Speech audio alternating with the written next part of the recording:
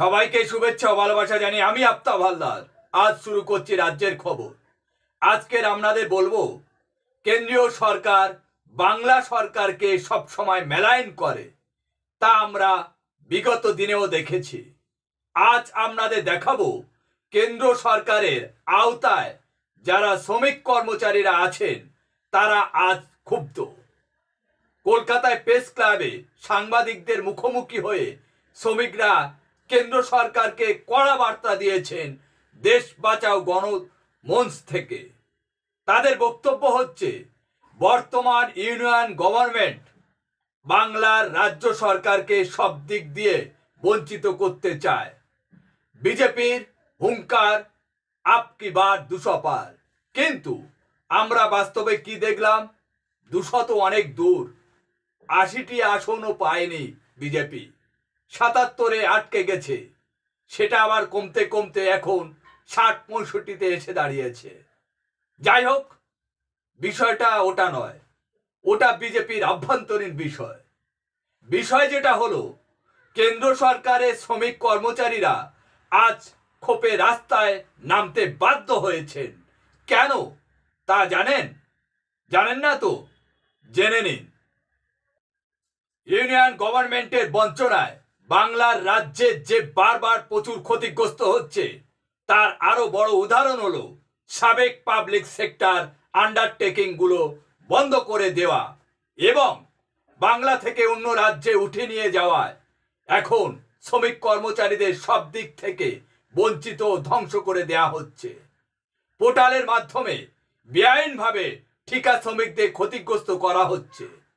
দেশে বিজেপি বিরোধী রাজ্যগুলোতে সব একই অবস্থা।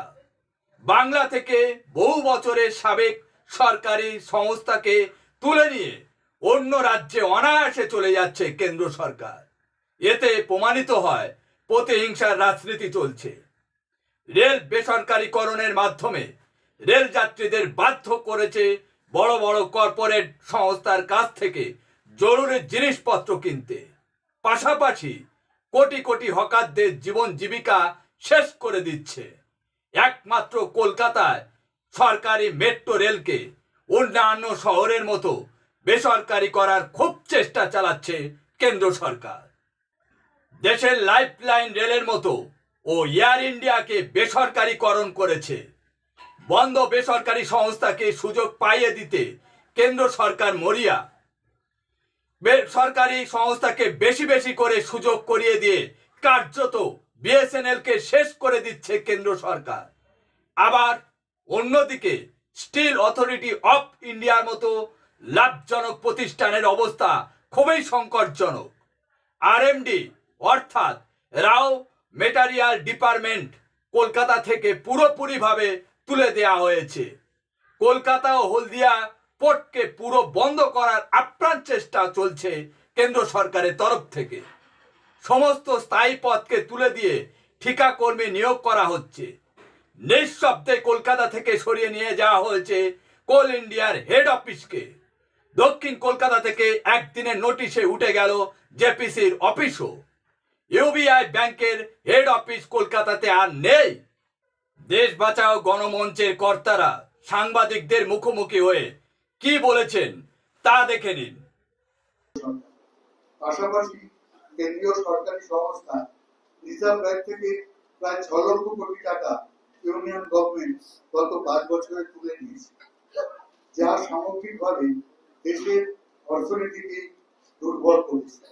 এবং এই যে দুর্বল করেছে, এটা দেশের অর্থনীতি মেরুদণ্ডকে দুর্বল করেছে, ভেঙে দিচ্ছে এইগুলো। এবং সিবিআইটি সহ সাংবিধানিক প্রতিষ্ঠানগুলিকে রাজনৈতিকভাবে ব্যবহার করার ক্ষেত্রেও বর্তমান ইউনিয়ন সরকার খুব সক্রিয়। প্রত্যেক কর্মচারীকে ভয় দেখানো হচ্ছে নানাভাবে। আজকে এই সাংবাদিক সম্মেলনে যারা উপস্থিত আছেন সেই সংগঠনগুলোর নাম এবং কে এখানে বলবেন আমি বলে দিচ্ছি। মেট্রো রেলওয়ের কর্মচারী শম্ভুনাথ দে, দমদম বিমানবন্দরে বাসু দে, বিএসএনএল কর্মচারী মিলক হালদার, সেইলের পক্ষে শাশ্বত প্রামাণিক, বন্দর সংগঠনের পক্ষে অসীম সূত্রধর, অর্ডিন্যান্স ফ্যাক্টরি বোর্ডের কর্মচারী অবিনাশ কর, আশিস কুমার কর, ব্যাংকের এটিএম ঠিকাকর্মী সৌমেন মুখার্জি,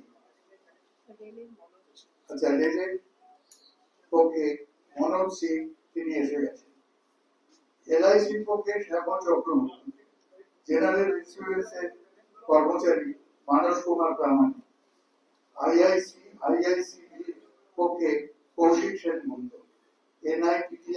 টিটিআর এর কর্মচারী তাপস সরকার, আইটিআই এখনো আসেননি, আইএসআই সহ বিভিন্ন শিক্ষা প্রতিষ্ঠানের যৌথ মঞ্চ জ্যাকারি পক্ষে বলবেন অধ্যাপক কুন্তল ঘোষ, যেসবের কর্মচারী শ্রীকুমার ব্যানার্জি, এনআইএসআই পক্ষে ভাস্করকে, চারটি অস্ত্র কারখানা, বিএসএনএল, মেট্রো রেল, ব্যাংক সব জায়গায় পুরনো ঠিকাদারদের কাজ হারাতে হচ্ছে।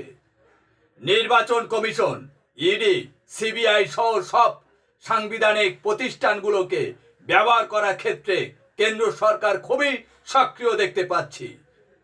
তো চলুন বিশিষ্ট সাংবাদিক সুমন ভট্টাচার্য এই বিষয় নিয়ে কি বলেছেন তা দেখে নিন। দেখুন, আমরা যেটা বলছি সেটা হচ্ছে কেন্দ্রীয় সরকার পশ্চিমবঙ্গের যে সমস্ত কেন্দ্রীয় প্রতিষ্ঠানগুলো রয়েছে সেগুলিকে দুর্বল করে দিতে চাইছে। এটা যে শুধু কর্মীদের সংকোচন হচ্ছে বা জমি বিক্রি করে দেওয়া হচ্ছে তা নয়, এই সমস্ত কেন্দ্রীয় সংগঠনগুলো বা প্রতিষ্ঠানগুলি তো তৈরি হয়েছিল আমাদের করের টাকায়, সেই করের টাকা লুট হয়ে যাচ্ছে। একটা 2000 কোটি টাকা দামের জমি বিক্রি করা হচ্ছে 200 কোটি টাকায়, তাহলে কার লোকসান হচ্ছে? আপনার আমার করের 1800 কোটি টাকা চলে যাচ্ছে। আমরা ইতিমধ্যেই দেখেছি শেয়ার বাজারে এলআইসি বা স্টেট ব্যাংক অফ ইন্ডিয়ার কত টাকা ডুবেছে। ফলে আমাদের এটা বুঝতে হবে যে কতটা ক্ষতি আসলে আম জনতার হচ্ছে। সেটা যতক্ষণ না আমরা বুঝতে পারবো ততক্ষণ এর বিরুদ্ধে প্রতিবাদ করে তোলা যাবে না। আজকে আমরা কেন্দ্রীয় সংস্থা, এরকম 15টি সংস্থার কর্মীরা এসে আজকে বললেন তাদের কি অবস্থা, তারা কি ধরনের পরিস্থিতির মধ্যে দিয়ে যাচ্ছে।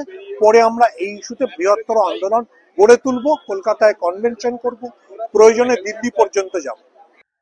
আজ এখানে শেষ করছি। সবাই ভালো থাকবেন, সুস্থ থাকবেন। Tata, bye bye.